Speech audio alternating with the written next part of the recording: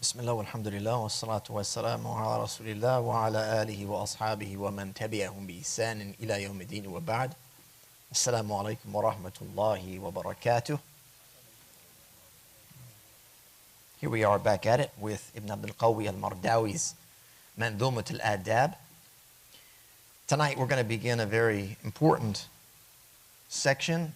A lot has been written on this particular topic, and our poet, al-Nadhim, rahimahullah ta'ala, did not disappoint in authoring numerous lines of poetry to help us better understand al-amr bil-maʿrūf wa-nahy al-munkar, which is enjoining the good and forbidding the evil. So we're going to jump right into his lines.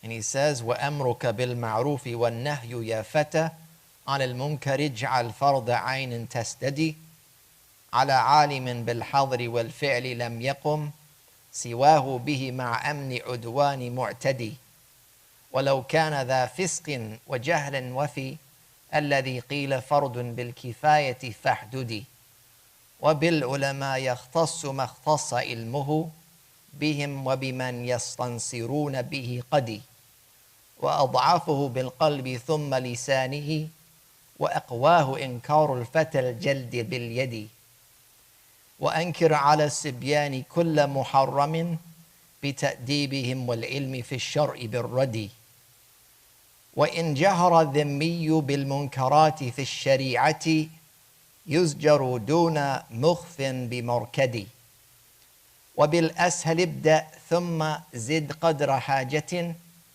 فإن لم يزل بالنافذ الأمر فاصددي إذا لم يخف في ذلك الأمر حيفه إذا كان ذا الإنكار حتم التأكد ولا غرم في دف السنوج ولا سور أيضا ولا آلة الددي. That's what we're going to look at this evening, inshallah. The rendering here, so this is not a word-for-word translation, of course, as you should be familiar with at this point. Trying to create some type of poetic rendering. It says, enjoin what is good and forbid the evil, young man, a personal duty with all success, who knows of the banned act when none else stands and is safe from the harm of those who transgress. And even if they be a sinner or ignorant fool, besides those mentioned, it is a collective task. The scholars are required by what they know, and upon those they enlist for the support they ask. It is weakest in the heart and then upon the tongue, then strongest the objection of the firm young hand, and prevent children from all forbidden things through training and knowledge of what the law banned. A dhimmi committing what the law deems immoral is restrained in public while in private not opposed. Begin with what is easy, then increase as needed. If not removed, then by ruling order to be closed. If he fears no injustice in raising the issue and the objection is clearly required and sound, no penalty falls for smashing tambourines, nor images, nor instruments of folly when found.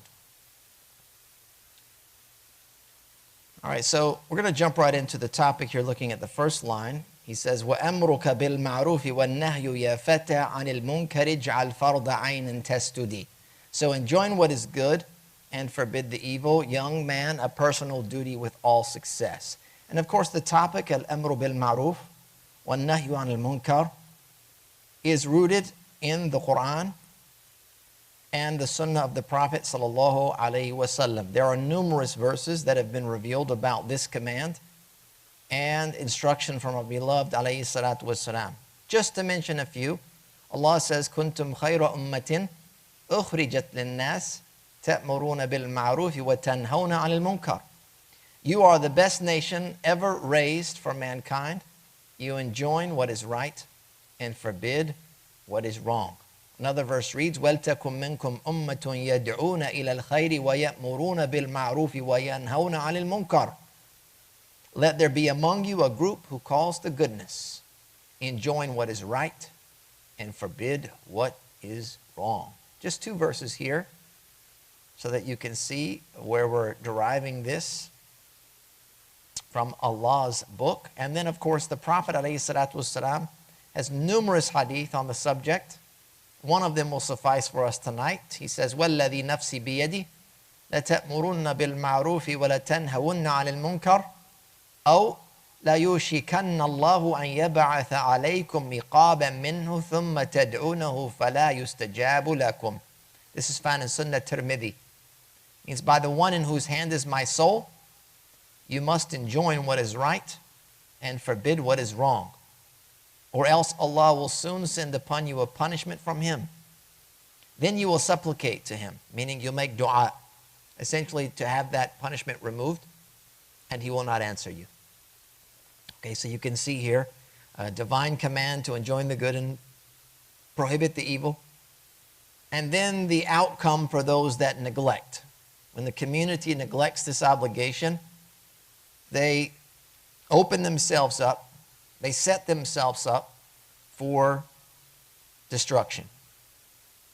Okay, so here to understand the basic concept, the term al-ma'rūf is something that is known and recognized. It's recognized as that which is good.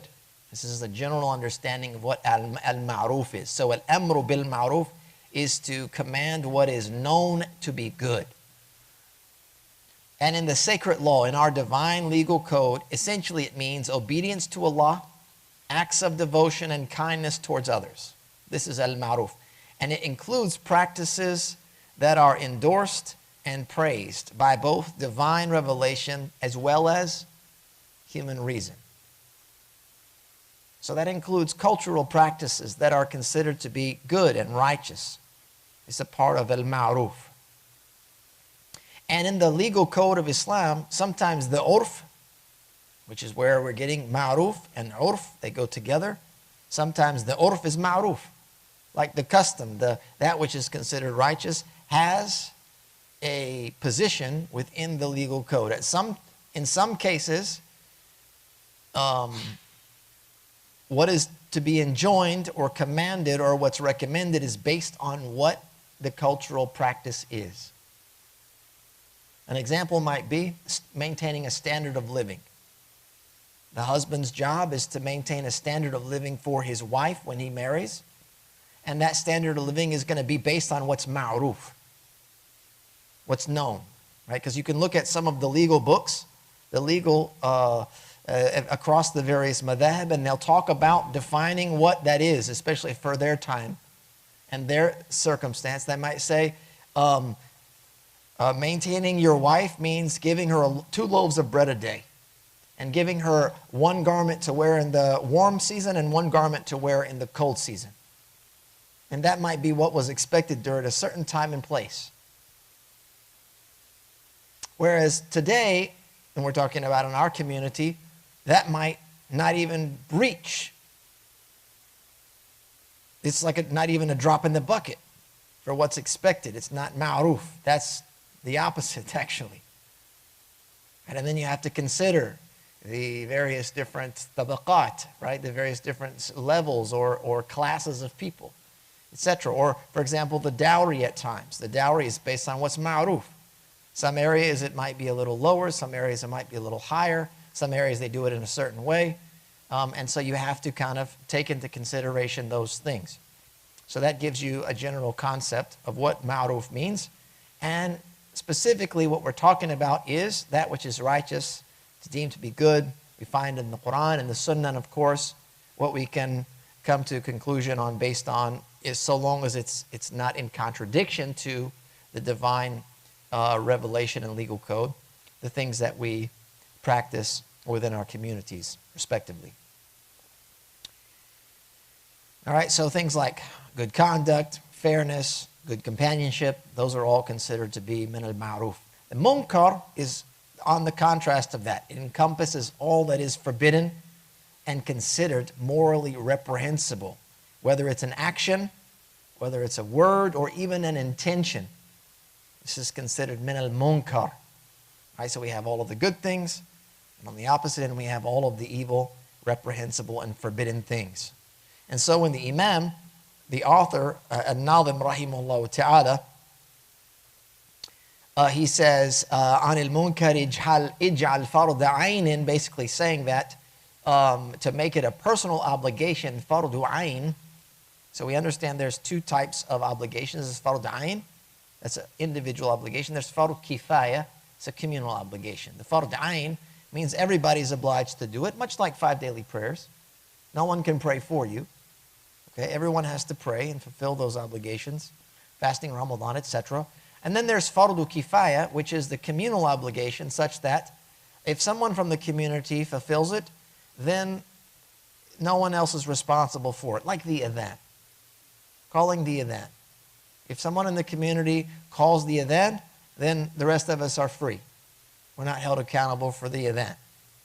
Okay, so there it gives you an idea. So here he's saying that it's a fardu ayn, signaling to us that enjoining the good and forbidding the evil becomes a duty on every individual when they directly witness a transgression, are certain of its sinful nature, and do not fear harm or serious consequence. So it's not merely a communal responsibility, but a personal one in such cases. Where you witness a munkar, you know that it's a munkar. That's an important part. You know what you're seeing. You understand not only what it is that you're actually seeing, but you understand the nature of what that is. Is this a legitimate munkar? Do you have enough knowledge of the legal code to understand that this is an actual munkar?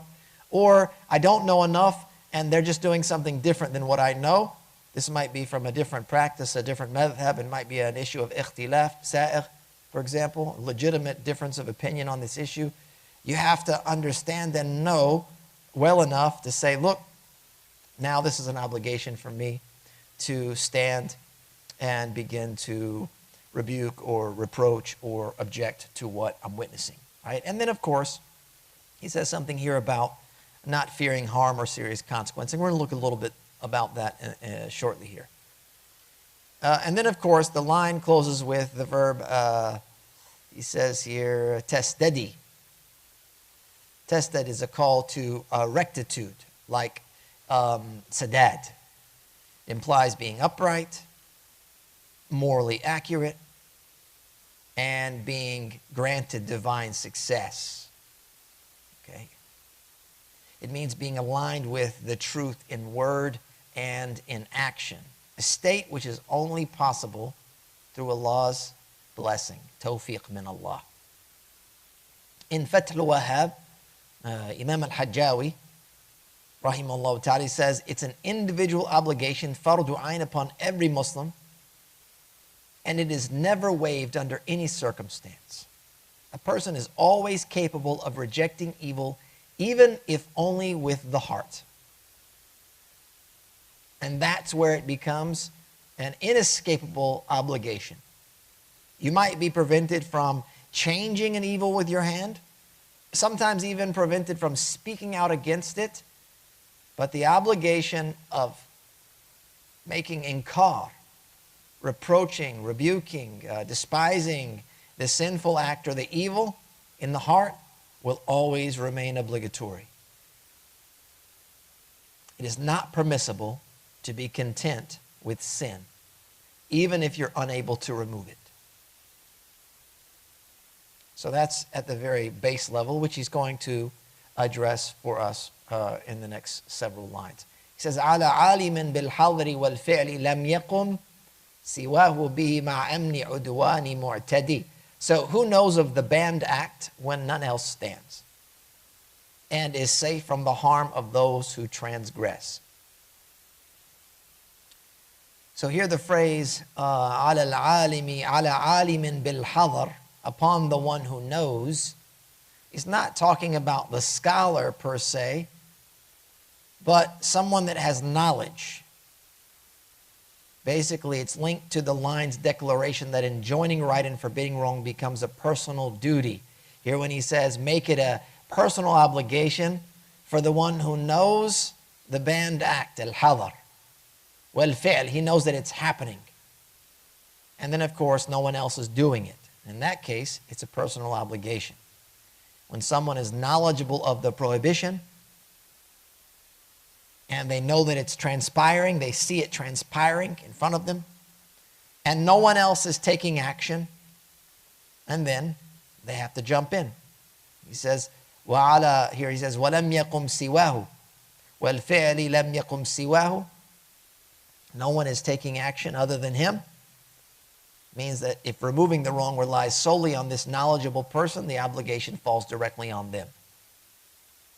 Right, so in the instance that, it was a group of us that witnessed an evil, and we all saw it, we all recognized it, but one of us in the group went out and reproached and rebuked and tried to prevent and tried to stop, then the rest of us, we would be free and clear from that obligation.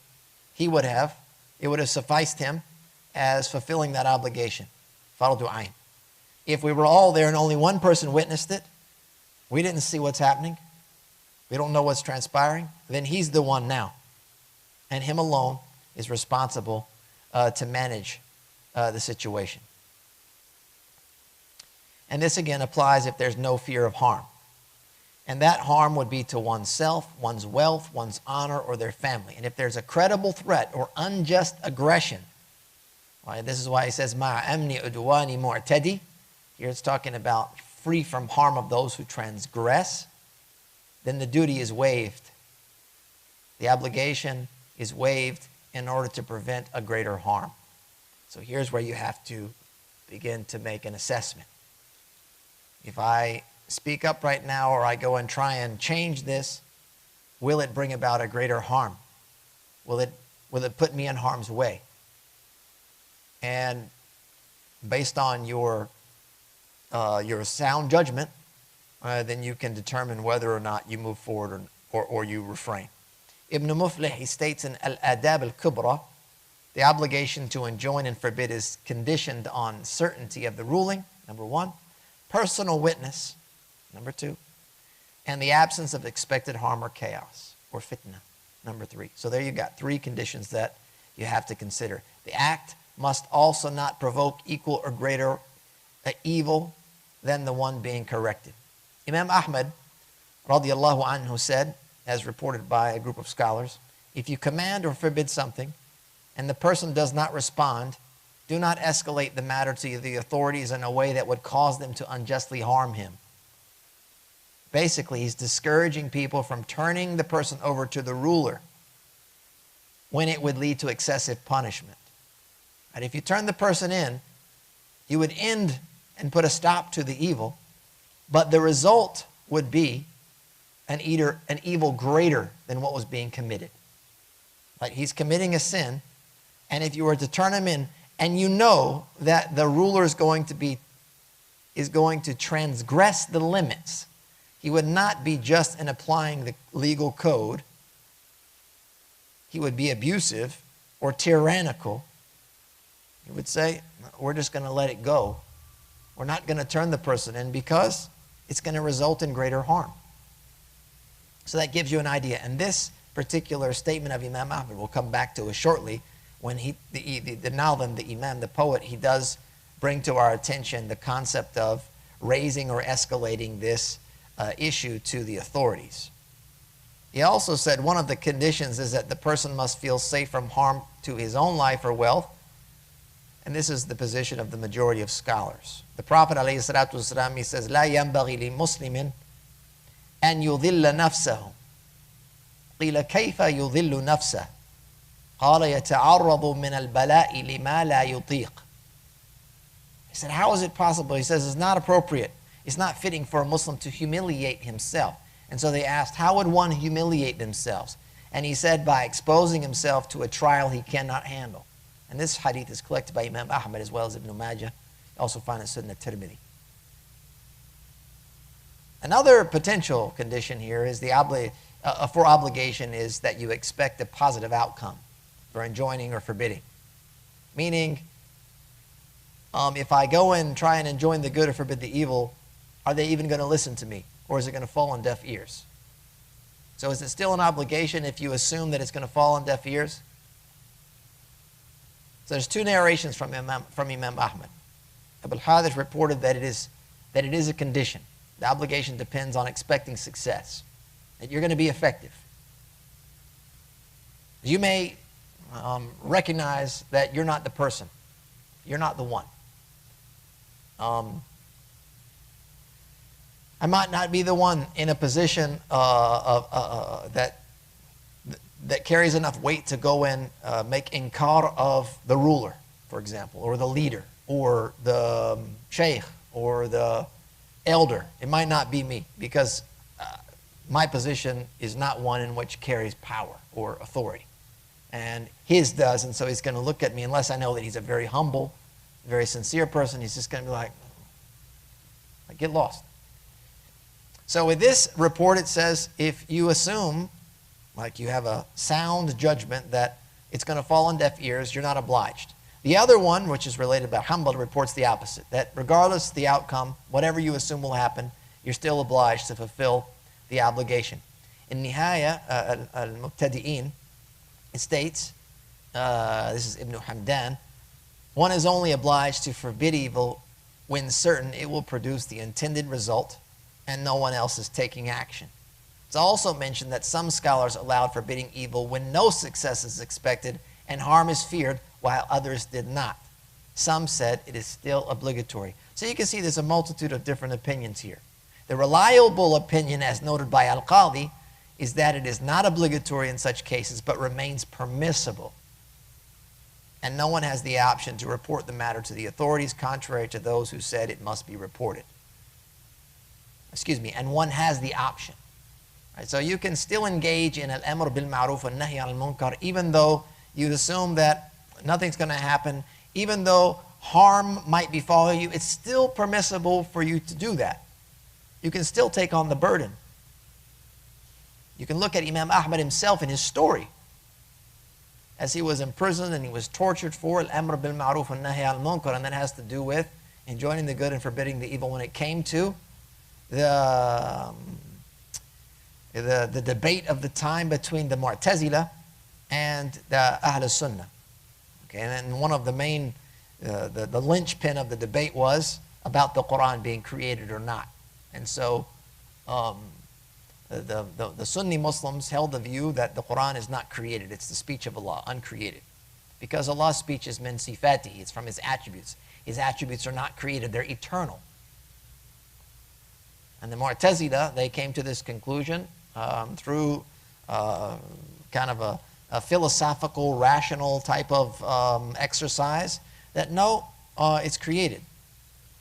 And they made their way, they worked their way into the official positions within the government, to the point that they had got the ear of the leader. And they started putting people on trial for this, and testing them, and then imprisoning them if they would not kind of follow their program. And then, you know, especially the scholarly class, then they would begin torturing them. And Imam Ahmad was the stronghold, the last stand, if you will. And he put himself in harm's way, saved the ummah from a tremendous deviation and disbelief. So here we can see that, as the scholars have concluded, that while it may not be obligatory, because there were many great scholars during his time that while they were holding out, at some point they relinquished. For whatever reason, the torture was too much, or whatever it may be, they're like, look, we're not going to go through this. And they weren't obliged to do so because of this condition here. But it's still permissible, as is noted.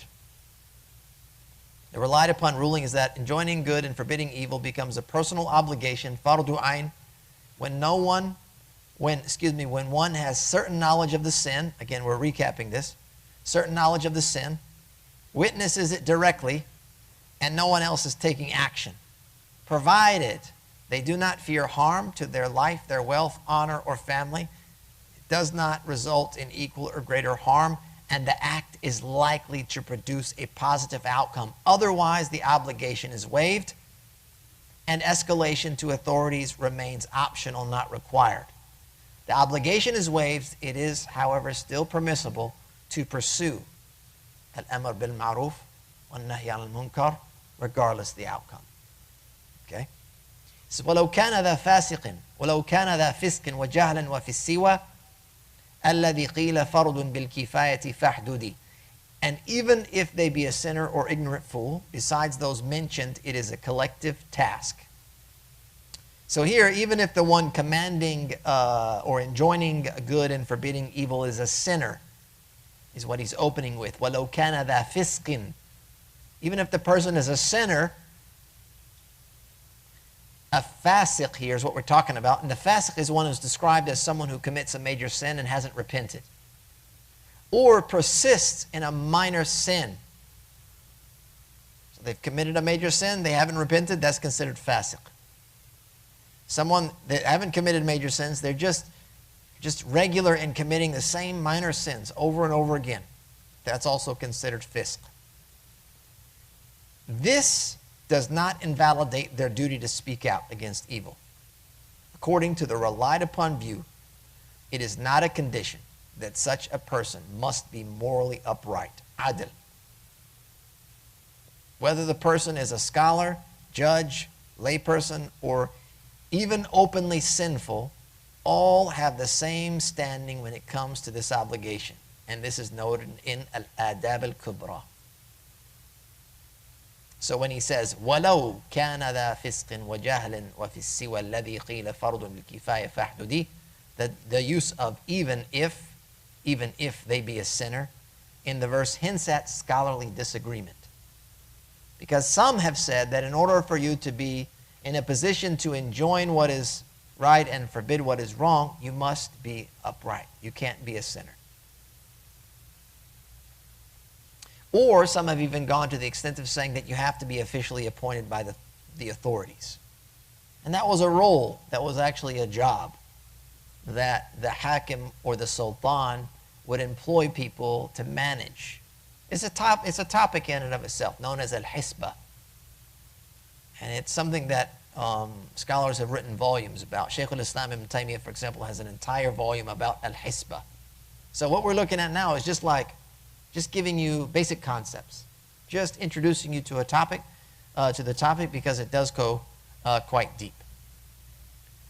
All right, so some have said that. However, the correct view is that neither is required. You're not required to be righteous, and you're not required to be employed by the authorities. Everybody, regardless of that state, is still on the hook. That being said, it is most appropriate that one's actions match one's words. That is most appropriate, okay? A person should live by what they call others to. Participating in and practicing what's good, and refraining from what is wrong and sinful. And the Prophet ﷺ, he warned about hypocrisy of this type in a very well-known hadith. The hadith says, يُؤْتَى بِالرَّجُلِ يَوْمَ الْقِيَامَةِ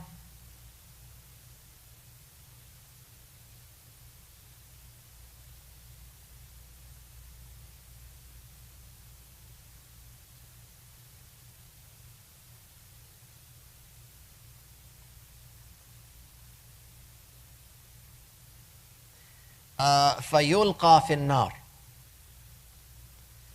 فتندلق أقتاب بطنه فيدور بها كما يدور الحمار في الرحى فيجتمع إليه أهل النار فيقولون يا فلان ما لك ألم تكن تأمر بالمعروف وتنهى عن المنكر فيقول بلى كنت آمر بالمعروف ولا آتي وأنهى عن المنكر وآتي.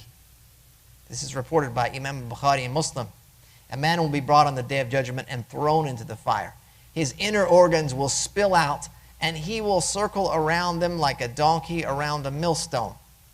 The people of hell will gather around him and say, weren't you the one? They'll say, what's wrong with you? Weren't you the one who used to command what is right and forbid what is wrong? And he'll say, yes, I used to command what is right, but I didn't do it myself.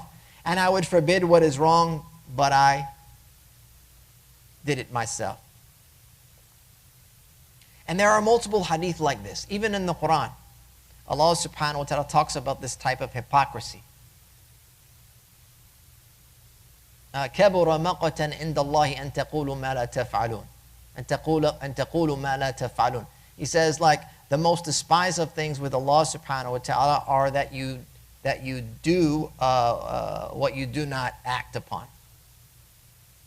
And there are other verses of a similar nature, and there are numerous hadith from the Prophet sallallahu alaihi wasallam of a similar nature warning us of this type of hypocrisy. And so someone might ask, after taking a survey of these various verses and hadith, they would say, don't texts like this, don't verses and hadith like this clearly show that the enjoiner, the one who is al-amr bil-maʿrūf, must be righteous? And the answer is that these narrations show us what is best, al-akmal. This is the best. This is the most complete. This is al-ahsan wal-akmal.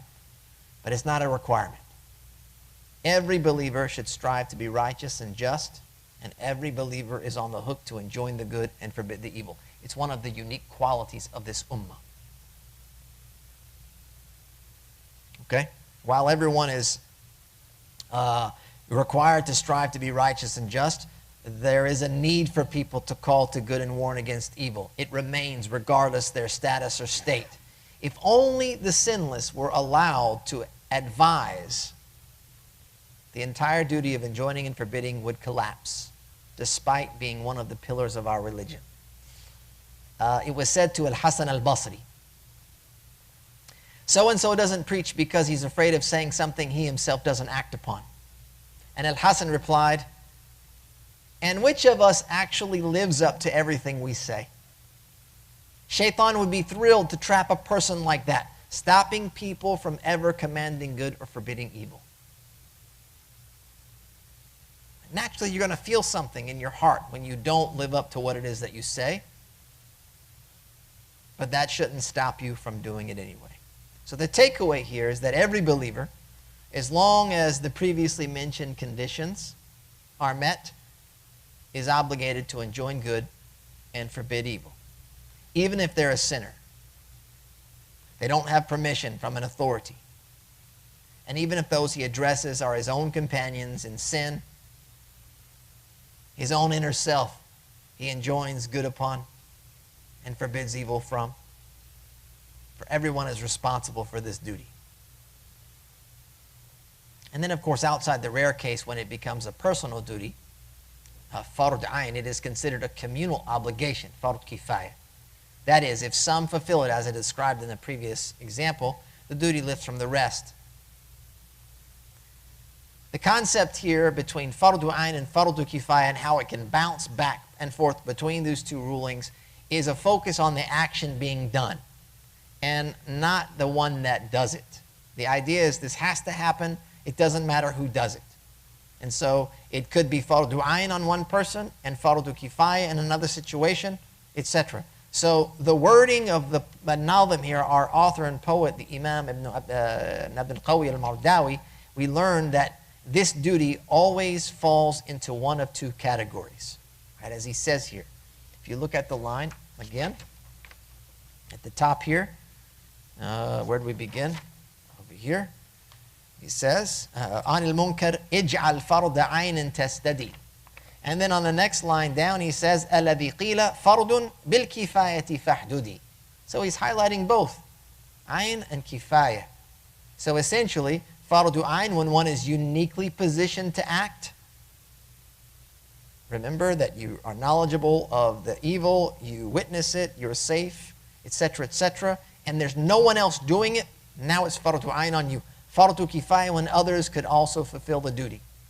And this amr bil-maʿrūf wa-nahy al-munkar, the Imam here is saying, there's no other ruling for it. It's fard. Either this category or that. There's no third. All right? Unless, of course, as we described, the situation dictates otherwise, and those are considered exceptions to the rule. He goes on in the next section, وَبِالْعُلَمَا يَخْتَصُ مَا اخْتَصَ عِلْمُهُ بِهِمْ وَبِمَنْ يَسْتَنصِرُونَ بِهِ قَدِي. So the scholars are required by what they know, and upon those they enlist for the support they ask. So here the scholars, these are those that possess knowledge of the rulings of things, whether it's considered a wajib or mandub or mubah or makruh or haram. These are the 5 basic rulings that everything we can categorize into one of these rulings. And they possess that knowledge. These are the people that uphold the law of Islam, and they safeguard the religion. So the phrase here, and with the scholars, is essentially tied to the statement that it is restricted, meaning that among the general obligation of commanding right and forbidding wrong, that which is known only by scholars is restricted to them. So it's something that is only known by a scholar, then he's the only one that can manage the duty. Ibn Muflih, he states in al-Ādāb al-Kubra, whatever wrong can only be known by scholars, the duty to condemn it belongs solely to them. And to those they appoint to act on their behalf, whether rulers or lay people. So here what's intended by the author is it's also restricted to those whom they, the scholars, seek, as he says, those who they kind of seek assistance from. They call upon them to help them remove the wrong. So this may be where a religious learned person has the knowledge of what is being committed as a munkar, but hasn't the physical ability to make the change, or the position, or the status, or whatever it may be, and so he employs or seeks help from others and says, listen, this is the issue we're working on, you need to go put a stop to this. They have no idea. They're like, what is that? Is that even a thing? They're like, yes, that's a thing. In fact, it's a bad thing. And now you're the one that's going to have to act on my behalf, and you're going to have to help me put an end to this. And so they just jump into action. And in that case, it's them that have been appointed that are now also on the hook for this responsibility. They've basically been commissioned. Great Imam Ibn Aqil said in his Mu'taqid, anyone who does not know whether a certain action by his fellow Muslim is permissible or impermissible in the Sharia has no right to command or forbid regarding it. So this again goes back to the issue of having knowledge. Al-Qali, he mentioned the same thing, that you have to have knowledge of what it is that your fellow Muslim is doing. Is it permissible or impermissible? It's also been reported from the great Imam Ahmad radiyallahu anhu.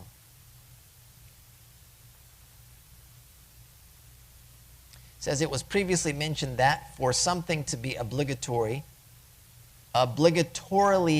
condemned, to make inkar, it must be an act that is unanimously agreed upon as blameworthy. Something that's mujma' alayh. Everyone agrees that this is a munkar. This is what's stated by Ibn Rajab. He said, as for matters in which there is scholarly disagreement, like ikhtilaf, some of our companions from the Hanabila have said that it's not obligatory to condemn someone who engages in such a matter based on personal ijtihad if they're qualified, that is, to make ijtihad. Like the qualified mujtahid is acting upon his ijtihad in an area in which ijtihad is permitted. So there are areas in which you may differ, but you're not allowed to differ. You say, I'm doing 4 prayers a day. That's agreed upon unanimously, it's a munkar. No one's debating that. Okay? We might have a debate about the time for Asr prayer, for example. Right? Some might say it begins when the shadow of the object is 2 times its height. And some say, nope, that's waqt darura. You can't delay the prayer beyond that. And they say you can't start the prayer until then.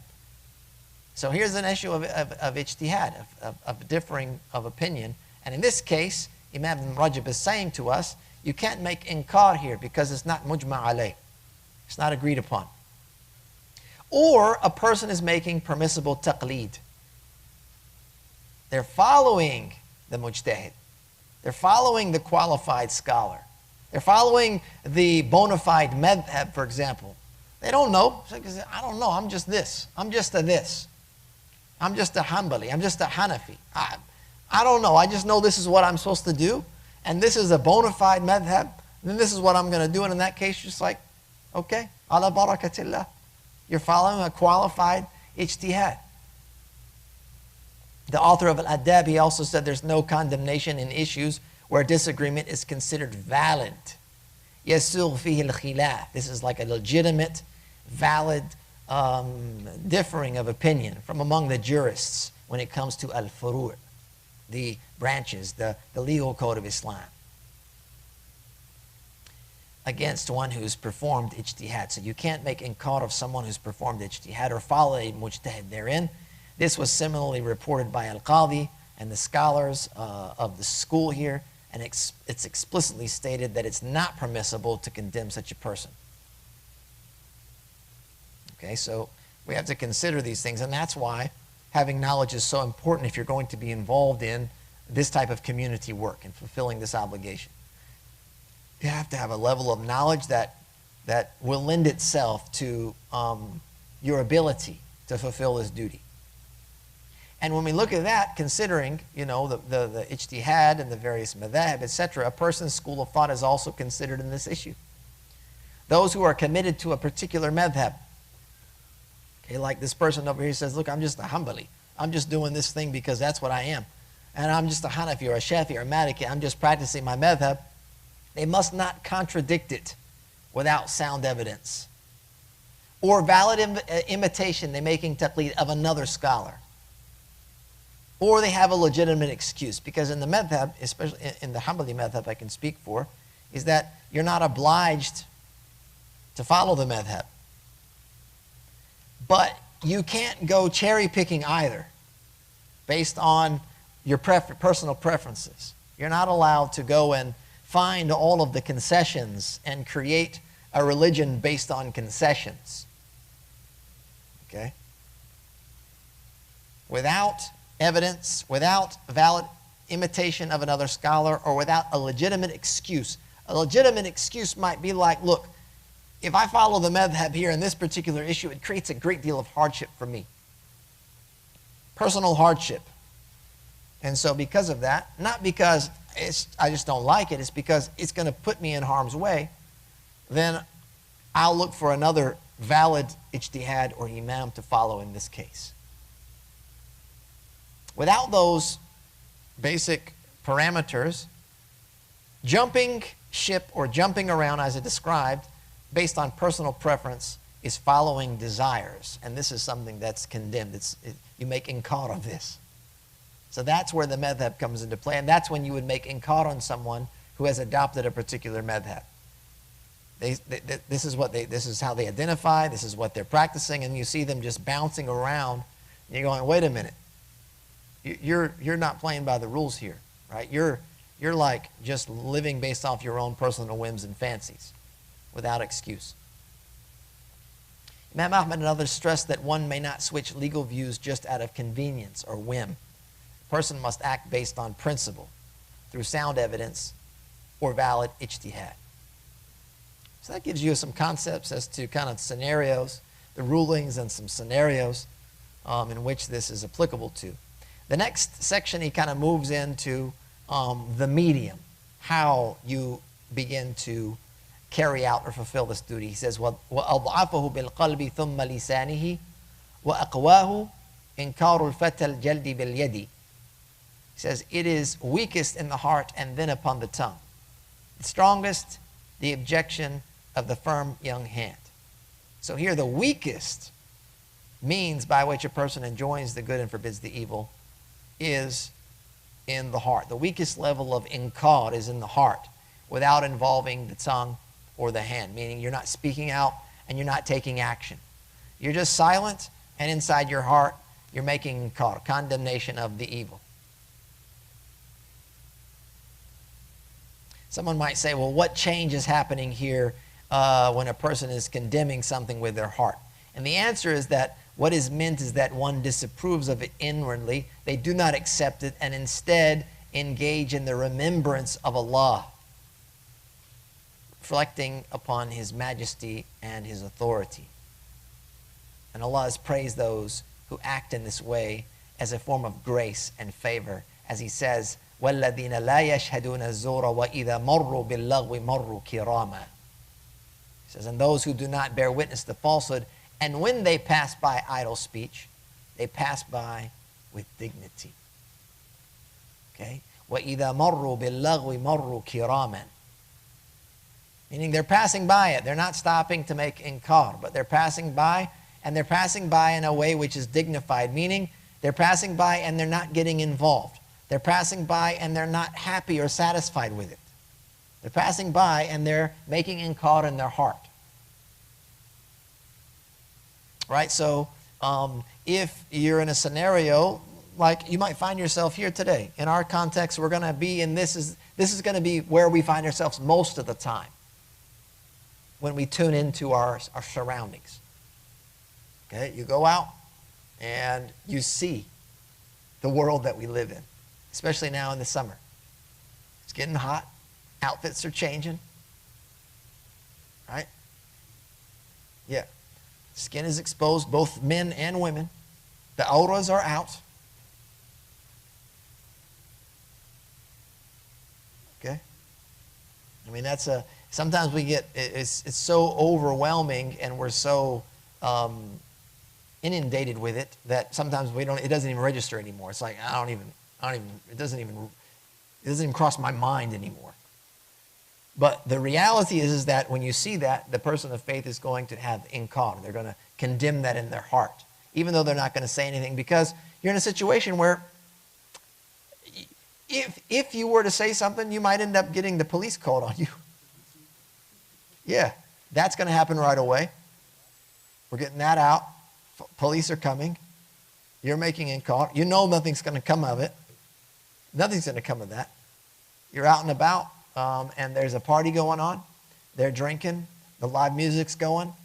So to pass by that in a dignified way would be to pass by with inkar. Like in your heart, you're like, we just got to move. Let's get, I don't want to be around. I don't want to see. I don't want to do. I just want to get past this. This is wrong. The opposite of that would be you stop, you take pictures, you do a little jive with it. You sing along with it. You think, wow, this is great fun. Wow, look how they must be having a lot of fun. I wonder what it's like. Curiosity. I bet they look like they're having such a great time. That's not a dignified manner for a person of faith. Because in your heart now you're approving of, even perhaps desiring to participate in. And it may be that you're with somebody that prevents you from doing it. Or you're worried that somebody might see you. Not Allah, but somebody from your community might see you and then think badly of you. But in reality, you're thinking, man, if I could just get in there. Maybe I'll even go out of town where no one knows me.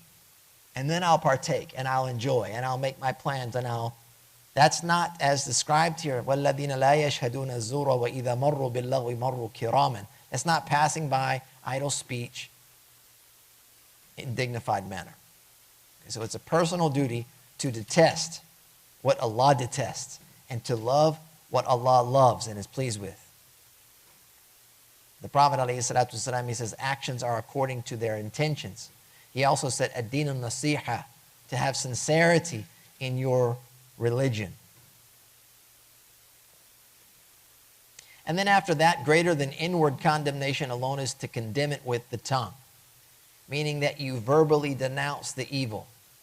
And this could be that you begin to address it. You begin to talk to the wrongdoer. You may be even shouting at the wrongdoer so that they desist and cease the evil. You begin to direct people into the right course of action. Or you appoint someone else to intervene. That might be a form of al-nahy al-munkar. You say, hey, stop him. He's stealing. Grab. Stop. He's accosting that person. Grab. It might be that's what you can do. Now you're speaking out against it. Even if you're not the one that's doing it, you're now directing others to intervene and to put a stop to it. And then, of course, the strongest and the highest level of condemnation is that, as he described, by the strong young hand, brave, a firm person. The word jald, it means to be resolute and tough. Jalid means to describe such a person. It's very strong, very, very, very tough, bold person. So that a person has a firm hand when they put an end to these things. Okay, so when we're talking about the hand, and this is found in the hadith of the Prophet ﷺ, to enjoin the good and forbid the evil, to begin with the hand first. He says, فَمَنْ رَأَ مِنْكُمْ مُنْكَرًا فَلْيُغَيِّرْهُ بِيَدِهِ. Whoever of you sees an evil, then let him change it with his hand. فَإِنْ لَمْ يَسْتَطِعْ فَبِلِسَانِهِ فَإِنْ لَمْ يَسْتَطِعْ فَبِقَلْبِهِ وَذَلِكَ أَضْعَفُ الْإِيمَانِ. Right? So if you can't with your hand, then you speak out with your tongue. If you can't with your tongue, then you have inkar in your heart, and that is the weakest of faith. And the Imam highlighted that just in the opposite, escalating it here, as opposed to coming back the other way. So that's the Prophet ﷺ. Whoever among you sees a wrong, let him change it with his hand. That's the strongest and highest level of the person of faith. It's also narrated in Sahih Muslim, the Prophet ﷺ said, there was never a prophet sent by Allah before me except that he had disciples, hawariyun, and companions from his nation who followed his sunnah and obeyed his commands. Then there came after them generations who said what they did not do and did what they were not commanded. So whoever strives against them with his hand is a believer. Whoever strives against them with his tongue is a believer. Whoever strives against them in his heart is a believer. Beyond that, there is not even a mustard seed of faith. Then there came after them generations who said what they did not do and did what they were not commanded. Meaning they basically started to leave the commands of Allah, to leave the religion. They started acting in opposition to that. So the people that stand guard, if you will, to hold down the sacred law, those are the people of faith. And those that can't even hate that in their heart, it's like faith is lost. There's similar reports that indicate condemning evil is obligatory according to one's ability and capacity, and that condemning with the heart is absolutely required, as I mentioned initially, as we can conclude from an-nadhim here, that to have this inkar in your heart is an obligation regardless the case. Whoever's heart does not reject evil, it shows that faith has left the heart. Ali radiallahu anhu, he said, the first thing you will lose is jihad. Jihad with your hands, then jihad with your tongues, then jihad with your hearts, and whoever's heart is no longer recognizing good or rejecting evil will be overturned. Its highest part will become its lowest part. Right? Just things are flipped upside down. The great Ibn Rajab, he said, whoever witnesses a sin and detests it in his heart is as one who did not witness it at all. If he is unable to condemn it with his tongue or his hand. So if he can't do the first and the second approach, but then he despises it, it will be as if he didn't witness. But whoever was absent from it and approved of it, as if one who witnessed it and was capable of condemning it but did not, here because approval of sin is among the most repugnant of prohibitions, it's basically like he's like the one doing it. It negates condemning sin with the heart, which is an obligation upon every Muslim and never lifted in any circumstances, Ibn Rajab. So it just gives you an idea as to the various levels and how this is to be carried out. The next line it reads, وَأَنْكِرْ عَلَى السِّبْيَانِ كُلَّ مُحَرَّمٍ بِتَأْدِيبِهِمْ وَالْعِلْمِ فِي الشَّرْعِ بِالرَّدِّ. And prevent children from all forbidden things through training and knowledge of what the law banned. Okay, a little poetic there. Poetic license was taken there. بِتَأْدِيبِهِمْ, you might say it's like maybe not training so much as it is teaching them manners. And then of course, وَالْعِلْمِ فِي الشَّرْعِ بِالرَّدِّ, and that is teaching them the knowledge of the legal code as it pertains to that which is considered lowly, like lowly behaviors, al-radi or al-radi. And this would be what the laws banned. Whether that ban has come in the form of a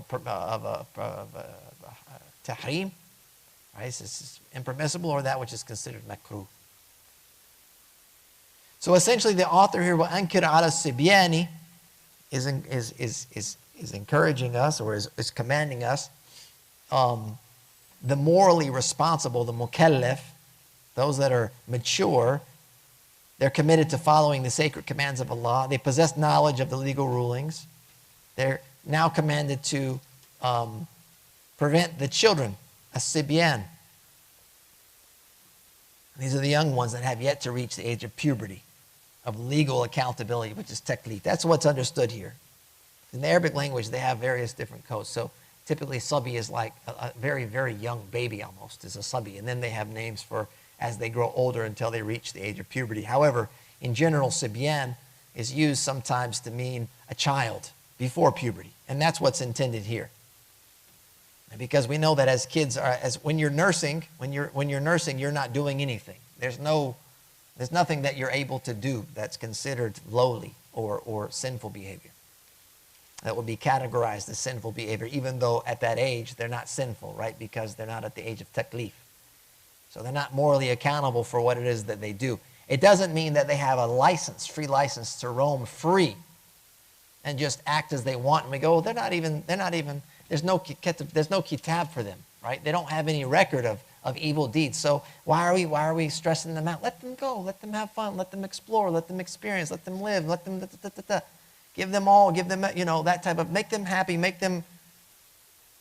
you're training them, right? You're training them, and there's an impression that will be left.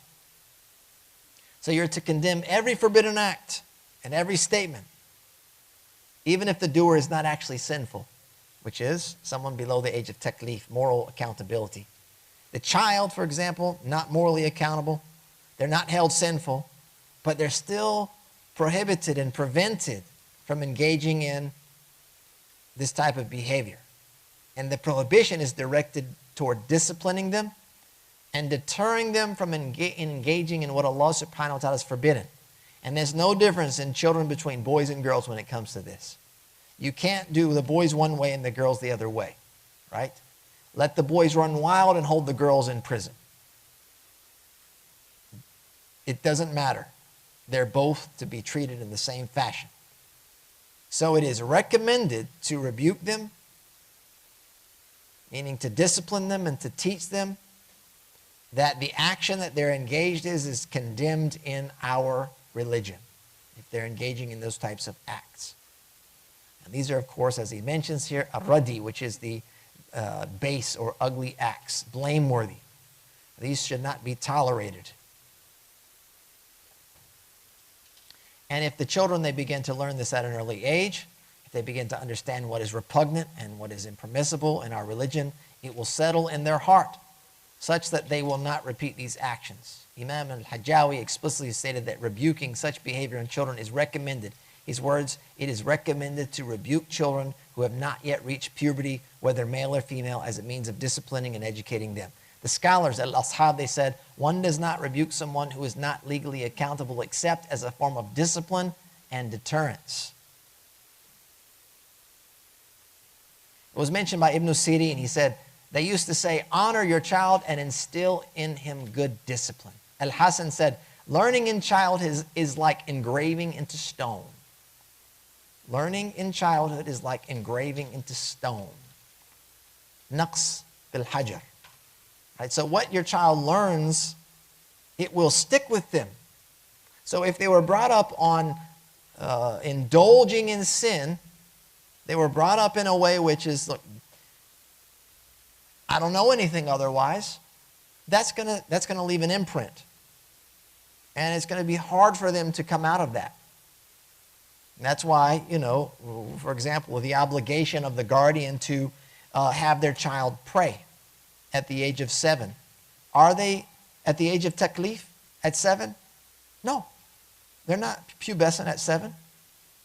But you still you're obliged to command the child to pray at 7. And then to discipline them physically at the age of 10 for neglecting the prayer. Can you imagine a child grows up and into their teenage years? They are now 14 or 15 years old and reaching puberty, and now you go, hey, guess what? We have this thing called salah. You have to pray 5 times a day. What? Yeah, and this is how you do it. What? Yeah. We have this thing called siyams, fasting.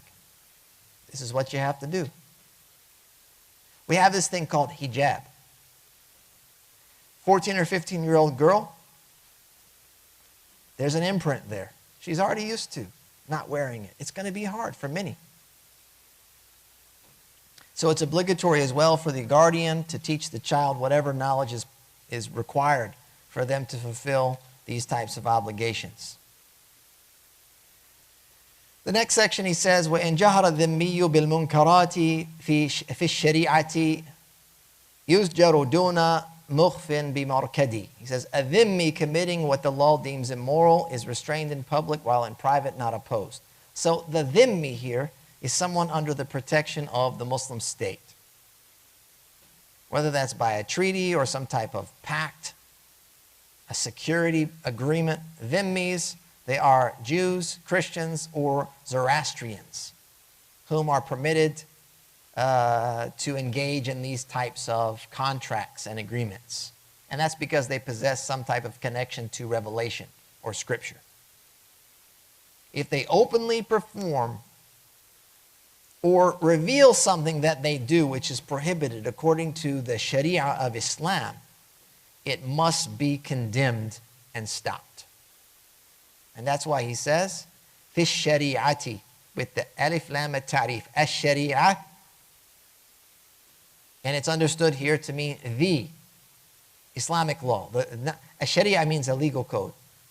But when it's ash-shari'ah, it's understood that he's talking about that which Allah has legislated through the Prophet sallallahu alaihi wasallam.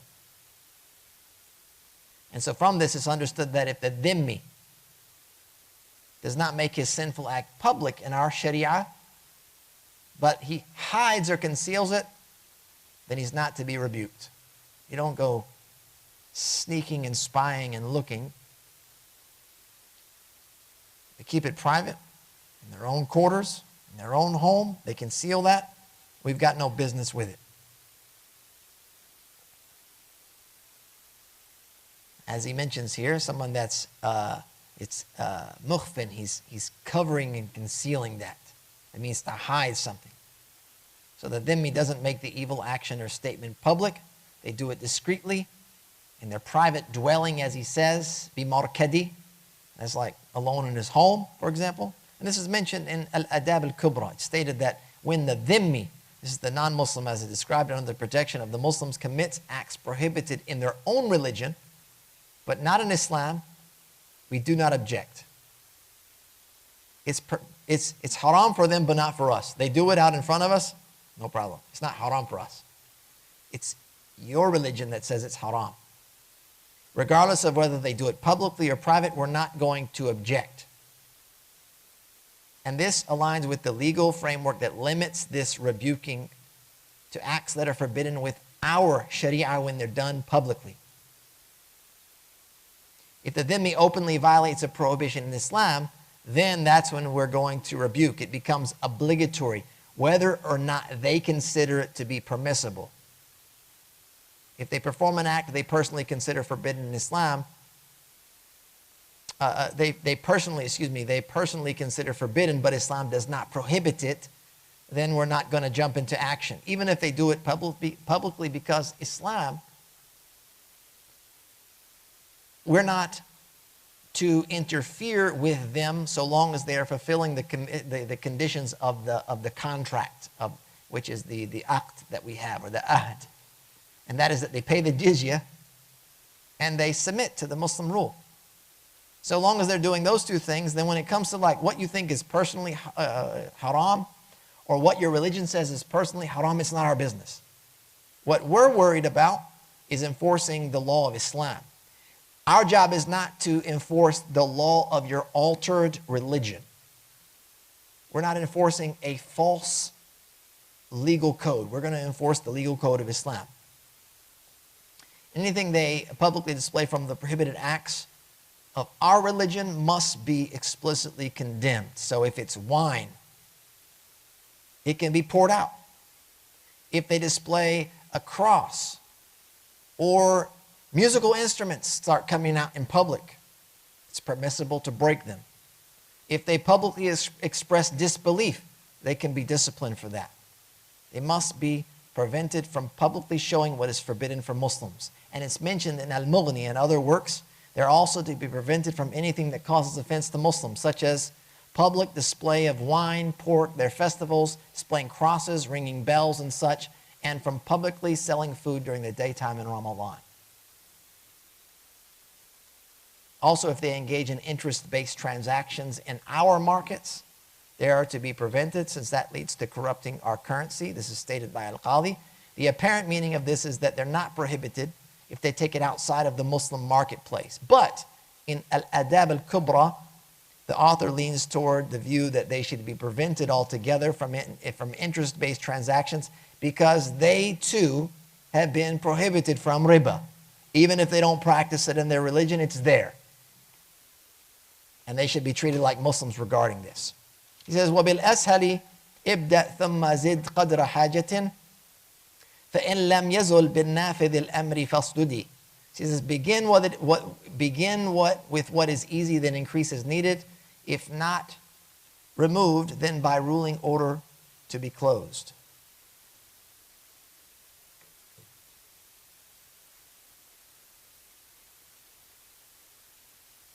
And this is where we're going to wrap up for today. We'll pick up here next time, inshallah. Jazakallah khair for your attendance and attentive listening. Wa sallallahu wa sallam ala nabiyyina Muhammad wa akhiru da'wana. Alhamdulillahi rabbil alameen.